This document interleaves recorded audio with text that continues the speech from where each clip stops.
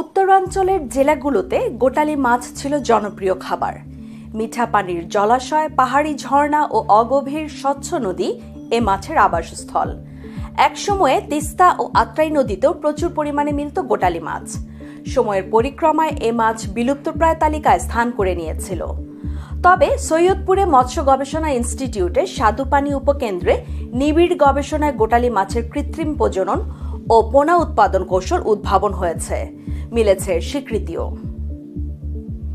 গবেষণায় দেখা যায় অবাধে কীটনাশক ব্যবহার, জলবায়ু পরিবর্তন, নদী খাল বিলে পানির স্বল্পতা, চায়না দুয়ারি জাল ব্যবহার, মৌসুমী বৃষ্টির অভাব সহ নানা কারণে গোটালি মাছের প্রজনন হুমকিতে পড়ে।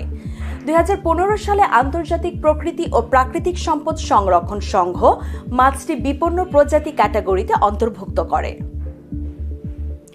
গোটালি মাছ পুনরুদ্ধারে সৈয়দপুর স্বাদুপানি উপকেন্দ্রে 2023 সাল থেকে গবেষণার কাজ শুরু করে। একদল বৈজ্ঞানিকের সার্বিক সহযোগিতায় মাছটির কৃত্রিম প্রজনন ও প্রযুক্তি উদ্ভাবন করা হয়।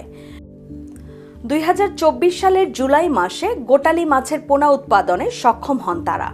এই টিমে ছিলেন প্রধান বৈজ্ঞানিক কর্মকর্তা ডক্টর আজহার আলী, কেন্দ্রটির ঊর্ধ্বতন বৈজ্ঞানিক কর্মকর্তা ডক্টর সোনিয়া শারমিন, ঊর্ধ্বতন বৈজ্ঞানিক কর্মকর্তা মালিহা হোসেন মৌ ও বৈজ্ঞানিক কর্মকর্তা শ্রীবাস কুমার সাহা। গবেষকরা জানান, বাঙালির পাতে আবার ফিরে আসবে বিলুপ্ত প্রজাতির গোটালি মাছ। এ মাছ অত্যন্ত সুস্বাদু ও পুষ্টিমান সমৃদ্ধ। এর মাথা চ্যাপ্টা ও শরীর লম্বা। সমবয়সী প্রাপ্তবয়স্ক পুরুষ মাছ স্ত্রী মাছের চেয়ে আকারে বড় হয়। মাছটির দৈর্ঘ্য সর্বোচ্চ 12 সেন্টিমিটার এবং ওজন 15 থেকে 17 গ্রাম হয়ে থাকে।